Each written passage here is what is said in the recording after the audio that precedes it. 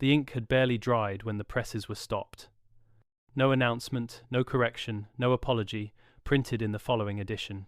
Just silence, as if the story had never existed at all. Yet for a brief moment in the autumn of 1871, a small newspaper in upstate New York carried a report that, according to what we are taught, should not have been possible. It described a set of human remains uncovered during a routine excavation, but not in the way such discoveries are usually recorded in history books. The language was hesitant, almost uncertain, as if the editor himself did not fully believe what he had approved for print. The skeleton, according to the article, was far larger than any known human frame, with proportions that did not align with accepted anatomical standards. It was described not as a curiosity, but as a problem, something that did not fit. The editor's name was Elias Turner, a man known locally for his careful reporting and reluctance to publish anything without confirmation. His daughter would later recall that he spent the night before publication pacing the floor, rereading notes by lamplight, muttering to himself about measurements that didn't make sense. She claimed he had received letters, not from townspeople, but from individuals outside the region, requesting details before the paper had even gone to print. How they knew, she never understood. What we are told is that small-town newspapers in the 1800s often exaggerated stories to attract attention, but those who knew Turner insisted he was not that kind of man.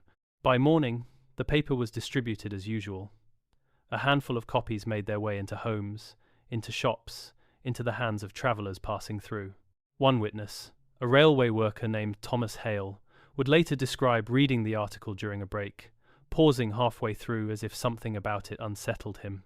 He would say the measurements stayed with him, numbers that felt too precise to be invented, but by the following day, when he attempted to show the article to a colleague, it was gone. Not just missing from his possession, but absent from the office where it had been printed. The remaining copies had been collected, or perhaps taken. Official records make no mention of such a recall. There is no documentation of a retraction, no archived edition containing the article in question. When historians refer to the publication, they describe a gap, an issue number that should exist but does not. It is often explained away as a printing error, a lost batch, something insignificant in the broader sweep of American history. But the people who lived there at the time remembered something else, something quieter, more deliberate. Elias Turner was not seen again after that week. There are no confirmed records of his departure, no obituary, no trace of relocation. His daughter would later claim that two men arrived at their home late one evening, dressed plainly, asking questions about the article. She described their tone as polite but firm, the kind that leaves little room for refusal. They did not raise their voices, she said, but they did not need to. By morning, her father was gone, and the printing plates for that edition had been removed. What remains is not the article itself, but fragments of memory. A line recalled imperfectly, a description repeated second-hand, a sense that something had been briefly visible before being pushed back into obscurity. In one surviving personal journal, attributed to a local schoolteacher, there is a single entry, dated October 3, 1871. It reads, "In part, if what they found is real, then it changes the shape of what we believe people once were." The entry ends abruptly, with no further explanation. We are often told that history is built on evidence, on preserved documents, on records that withstand time. But what happens when the records themselves seem to resist being found?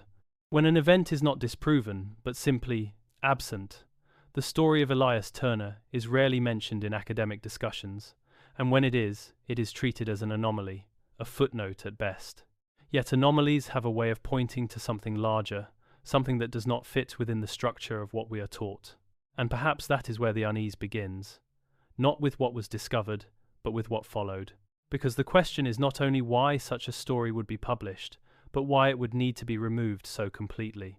Why a man known for caution would risk his reputation on something so easily dismissed, and why, once it was printed, it could not be allowed to remain. The answers are not found in official archives. They are not preserved in the history books we are given. Instead, they linger in the spaces between, in missing pages and unrecorded departures, in the quiet recollections of those who noticed something had changed. And if a single newspaper article could disappear so thoroughly, one has to wonder what else might have been printed and erased before anyone thought to question it. Chicago was still breathing smoke when the digging began. In October of 1871, the Great Fire had reduced vast sections of the city to ash, leaving behind a landscape that did not resemble what people remembered. Streets were gone, buildings erased, and in their place, a strange quiet settled over the ruins, broken only by the sound of workers clearing debris. It is in this moment, often described in history books as a turning point in urban rebuilding, that something else is said to have been uncovered, something that did not belong to the fire or to the city as it was known. Among the labourers was a man named Patrick O'Rourke, an Irish immigrant who had come to Chicago years earlier seeking work along the rail lines. According to a letter he sent to his brother in Boston, dated late October, the work of clearing foundations sometimes revealed more than stone and timber. He described one particular site near the south branch of the Chicago River, where a team had been assigned to remove what they believed to be the remnants of an old structure buried beneath newer construction. At first, nothing seemed unusual, just layers of brick and soil, compacted over time. But as they dug deeper, the shape of what lay below began to change. Patrick wrote that one of the workers struck something that did not sound like rock. The tool made a dull, hollow contact, followed by a pause, as if the men needed a moment to decide what they had found. When they cleared the surrounding earth, what emerged was not a beam, not a piece of foundation, but something curved, pale, and smooth. He described it as too clean to be stone, too large to be any bone I've seen before. The men hesitated, unsure whether to continue, but curiosity, or perhaps obligation, pushed them forward. What they uncovered, piece by piece, seemed to form part of a structure that resembled a human frame, but not one that aligned with anything they recognized. The proportions, according to Patrick's account, were wrong. The curvature of the ribs extended farther than expected. The thickness of the bones suggested a weight that did not match the size of any known person. He noted that even the skull, partially exposed, appeared elongated in a way that made it difficult to imagine it belonging to someone who had once walked the streets above. We are told that the aftermath of the Great Fire was chaotic, that records were lost, that discoveries made during reconstruction were often poorly documented or forgotten. This explanation appears in official narratives, used to account for gaps in what might otherwise be a complete historical record. But Patrick's letter suggests something else, something more deliberate. He wrote that shortly after the discovery, a group of men arrived at the site, not from the local workforce, but dressed differently, carrying themselves with a kind of authority that did not require introduction. They did not speak much, according to the letter. Instead, they observed, measured, and then gave instructions. The workers were told to step back, to leave the area, while the site was assessed. Patrick described a sense of unease among the men, not because they had found something strange, but because of how quickly control of the situation had been taken from them. He wrote that the bones were carefully removed, placed into crates that had been brought in advance, as if their arrival had been expected. There is no official documentation of this event. No record of a significant archaeological find beneath Chicago in 1871. No mention in city reports, no preserved specimen in any known collection. When historians discuss the rebuilding of Chicago, they focus on architecture, on urban planning, on the resilience of a city rising from destruction. The idea that something older, something buried beneath that city, might have been uncovered and then removed without trace, is not part of what we are taught. Yet Patrick's letter did not end with the description of the discovery. In its final lines, he wrote something that is often overlooked by those who have come across the document in private collections. He mentioned that the ground where they had been digging felt layered wrong, as if the deeper they went, the less the soil resembled what it should have been. He described a sense that the city had been built upon something not entirely understood, something that did not match the timeline they believed they were living in. The letter was never published. It remained in his family, passed down quietly, until it surfaced decades later, not in a historical archive, but in a personal collection of correspondence. Those who have examined it note the consistency in handwriting, the specificity of detail, the lack of embellishment that might suggest fiction. And yet, without corroborating records, it remains what many would call an anomaly, a single account that does not fit within the accepted narrative. But anomalies, when placed alongside one another, begin to form patterns, and Chicago, in 1871, may not have been the only place where such a pattern began to emerge. Because if something was found beneath the ashes of a city, and then removed without record, The question is not only what it was, but how many times something similar may have occurred, unnoticed, or perhaps deliberately unseen. If something had been removed from Chicago, it did not remain there for long. That is the part that rarely appears in what we are taught, not the discovery itself, but what might have followed. Because scattered across fragmented shipping logs from the early 1870s, there are entries that seem ordinary at first glance. Crates, specimens, materials transported between cities, yet a few of these entries carry descriptions that feel just slightly out of place.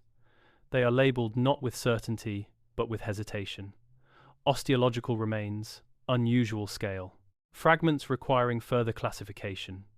The language is careful, almost restrained, as if the writer understood the importance of precision, but chose not to say too much. One such record, preserved in a partial ledger from a rail depot outside Philadelphia, mentions a shipment arriving from Chicago in late November 1871. The clerk who logged it, a man named Samuel Whitaker, added a brief note in the margin, something he was not required to do. In his handwriting, smaller than the rest, he wrote, "Contents inspected briefly, dimensions exceed expected human proportions." There is no follow-up note, no indication that the observation was reported further. The entry simply ends, and the shipment continues along its route. Where it went next is less clear. Some researchers point to a network of institutions that, during that period, were actively collecting biological specimens, museums, universities, and organizations tasked with cataloging the natural world. Among them, one name appears repeatedly in connection with unusual acquisitions: the Smithsonian Institution. Established to increase and diffuse knowledge, it became a central repository for artifacts and remains from across the country. Its role in preserving history is well documented, its collections vast and meticulously organized. But within that vastness, there are gaps, moments where items are referenced in incoming logs, yet do not appear in any catalogue that follows. A former archivist, whose private notes were discovered years after his death, described encountering such inconsistencies while reviewing older records. His name was listed only as H. Collins, and his position within the institution was never clearly defined.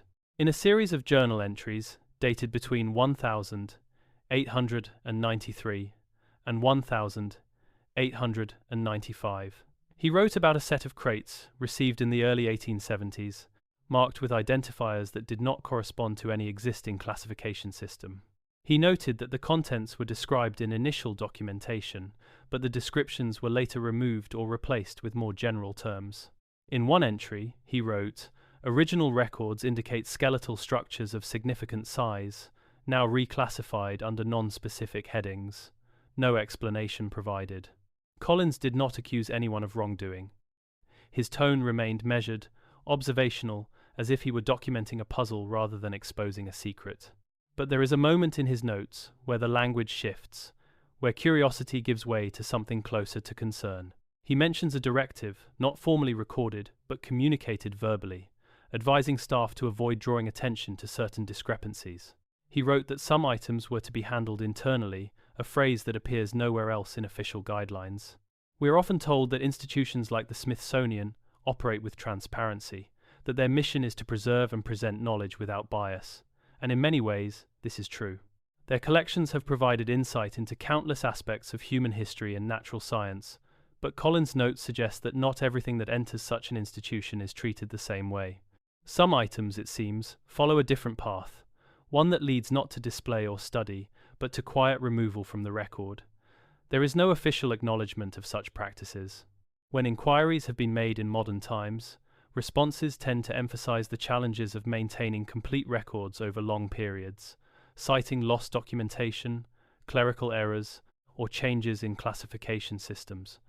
These explanations are reasonable, expected even, given the scale of the collections involved.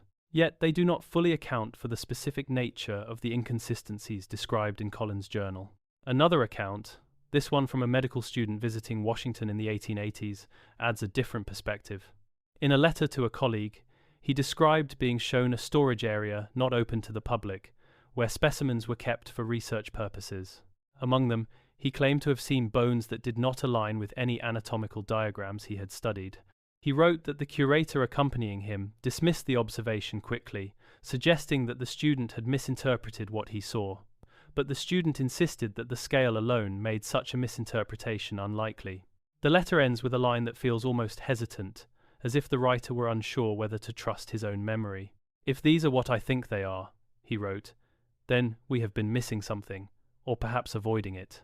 Like many such documents, the letter was never published, never incorporated into any official account. It remains a fragment, a single voice among many that do not quite align with what we are taught. And perhaps that is where the tension begins to build, not in any one discovery, but in the pattern that emerges when these fragments are considered together. A newspaper article that disappears, bones uncovered and removed without record, shipments labeled with uncertainty, institutional logs that change over time. None of these elements, on their own, provide a clear answer.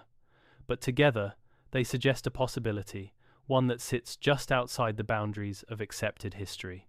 If something unusual was found, and if it was collected, transported, and stored, then the question becomes not only what it was, but why its presence does not appear in the records we rely on. And if the records themselves can change, if descriptions can be softened or removed, then how much of what we believe to be complete is actually incomplete? By the late 1800s, the stories were no longer isolated. They did not appear in one place, or through one voice, but surfaced quietly across different regions, carried in local reports, private letters, and brief mentions that never seemed to develop into anything larger. When viewed individually, each account could be dismissed as exaggeration, misunderstanding, or the kind of curiosity that often surrounded early archaeological work in America. But when placed side by side, something begins to shift, not into certainty, but into a pattern that is difficult to ignore. In Ohio, in 1889, a farmer named Edwin Marsh reportedly uncovered a series of large skeletal remains while expanding a well on his property. According to a letter he sent to a county official, the bones were arranged in a way that suggested intentional burial, not random placement. He described the skull as unusually broad, with a jawline that appeared heavier than expected. What unsettled him most, however, was not the size alone, but the symmetry, the sense that this was not a deformity or an anomaly of a single individual, but something consistent, something repeated across multiple remains found in the same location. The county official's response, if one was ever written, does not appear in any preserved record. What does remain is a brief mention in a local bulletin, noting that unusual remains had been discovered and would be examined further. No follow-up article was published. The site itself was later described as having been cleared, though no details are given as to what that process involved. Marsh's land was eventually sold, and the new owners reported no knowledge of any prior discoveries. Further west, in Nevada, a mining crew working near Lovelock in the early 1900s encountered something that, according to one worker's account, did not belong in the earth as we know it. The man, whose name appears in payroll records as Daniel Ruiz, wrote in a personal notebook that the remains they uncovered were larger than expected, with limb bones that extended beyond what he believed possible for a human figure. He noted that the skull fragments appeared thicker, denser, as if they had been built to support something heavier. Ruiz's notebook was not discovered until decades later, found among his belongings by a relative who had no connection to the mining industry. The entries are brief, often interrupted, as if written quickly, without the intention of publication.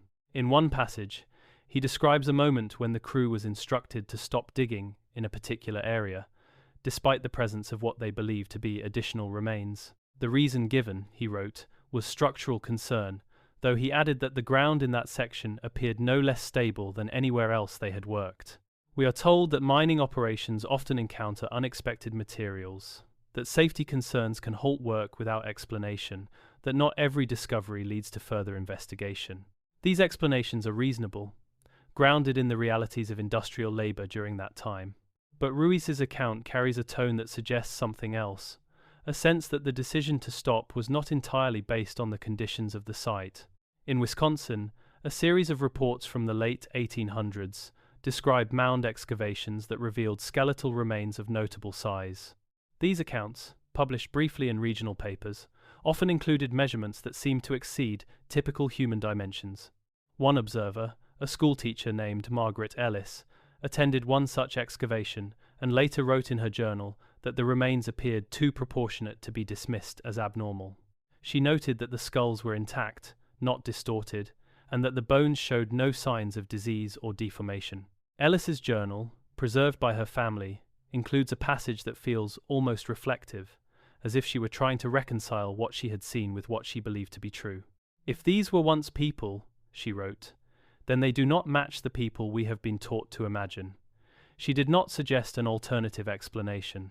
Instead, she left the thought unresolved, as if acknowledging that some questions do not easily lead to answers.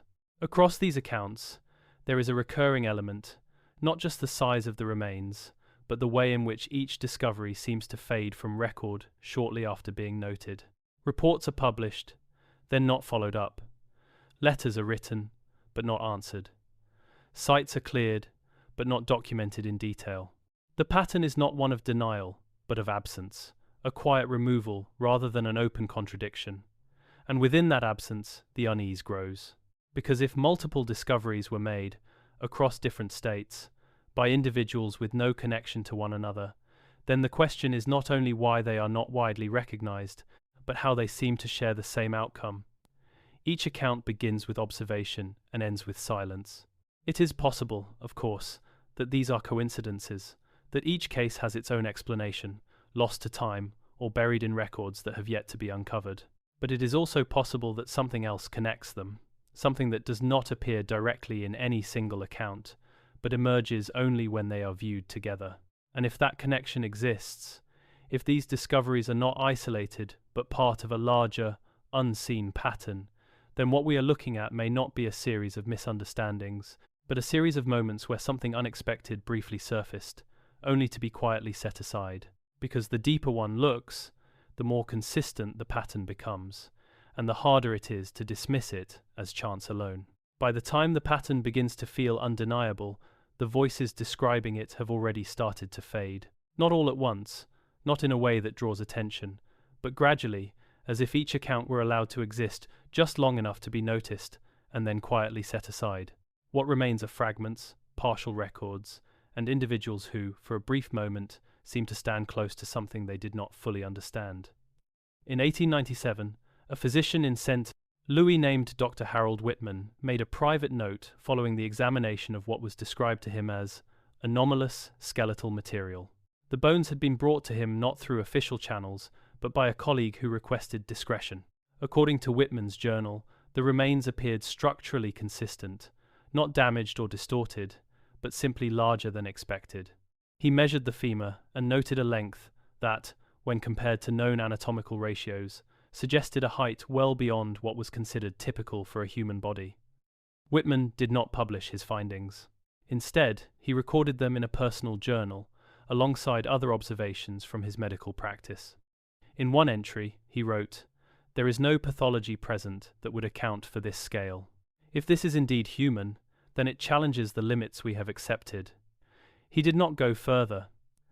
There is no record of him presenting this case to a medical board, no indication that he sought peer review. The journal itself was not discovered until years later, among a collection of documents that had been stored without cataloguing. Around the same time, in Pennsylvania, a railroad worker named Joseph Klein reported encountering something unusual while assisting in the expansion of a track line through a rural area. His account, preserved in a letter to a friend, describes a moment when the crew uncovered what they initially believed to be a large piece of timber buried beneath the soil. As they cleared the area, the shape became more defined, revealing what Klein described as a joint, not of wood, but of bone, larger than any man I've seen. Klein's letter carries a tone of uncertainty, not fear, but hesitation. He wrote that the crew was instructed to continue work in a different section, leaving the discovery behind. He noted that the site was later covered, not excavated further, and that no official report was filed. "It was as if we had seen something we were not meant to see," he wrote, and the ground was closed over it again. In Boston, an archivist named Eleanor Briggs encountered a different kind of anomaly, not in the ground, but in the records themselves. While reviewing documents related to early anthropological collections, she noticed a series of entries that appeared to have been altered. Original descriptions had been replaced with more general terms, measurements removed, classifications simplified. In her notes, She questioned whether these changes were the result of clerical updates or something more intentional. Briggs wrote, "There are references to items that no longer exist in the catalogue, yet their identifiers remain. It is as if the objects were removed, but the space they occupied could not be entirely erased." She attempted to trace one such item, following its identifier through multiple revisions of the catalogue, only to find that it eventually led to a blank entry. No description, no location, just a number with no content. Her notes were not part of any official publication.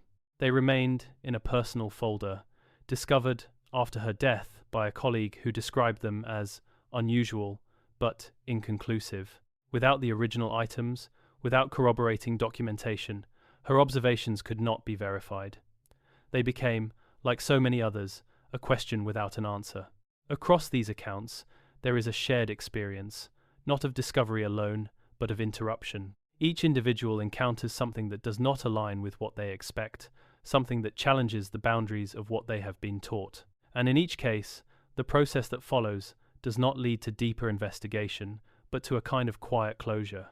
The bones are removed, the site is covered, the records are altered, the voices fall silent. We are often told that science progresses through inquiry, that unusual findings are examined, debated, and eventually understood. But what happens when the inquiry itself seems to stop?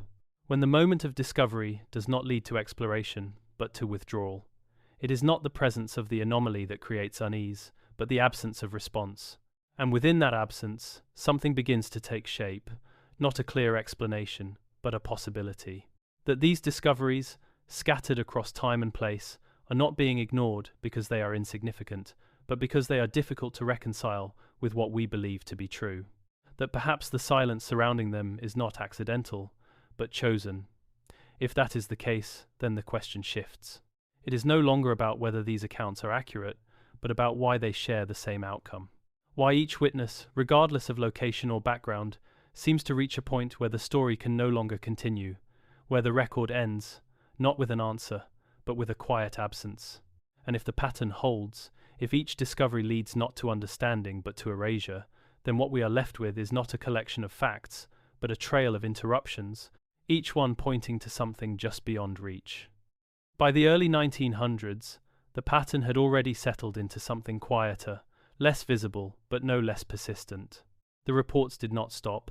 They simply became harder to trace, less likely to appear in public print, more often confined to private correspondence or notes that were never meant to be widely seen. It is here, in this quieter phase, that the story becomes less about discovery and more about what refuses to remain. In 1902, a surveyor named William Hensley was assigned to map a stretch of land in upstate New York, not far from where Elias Turner's newspaper had once circulated. His work was routine, measuring boundaries, documenting terrain, creating records that would define ownership and use. But in a notebook he kept alongside his official logs, there is an entry that does not relate to any survey line or property marker. Instead, it describes a depression in the earth, partially collapsed, as if something beneath had shifted or been removed. Hensley wrote that the soil in that area appeared disturbed in a way that did not match natural erosion. He noted fragments, not fully exposed, but visible enough to suggest structure. Curved, pale, and too large to ignore, he wrote, echoing descriptions that had appeared decades earlier in entirely different contexts. He did not excavate the site. It was not his task, but he marked the location in his notebook, separate from the official map. That mark does not appear in any of the documents he submitted. Years later, the land was developed, the depression filled, the surface leveled. There is no record of any investigation, no mention of unusual findings during construction. The notebook remained in Hensley's family, passed down without much attention, until it was eventually reviewed by a distant relative who noticed the discrepancy between the private notes and the official records.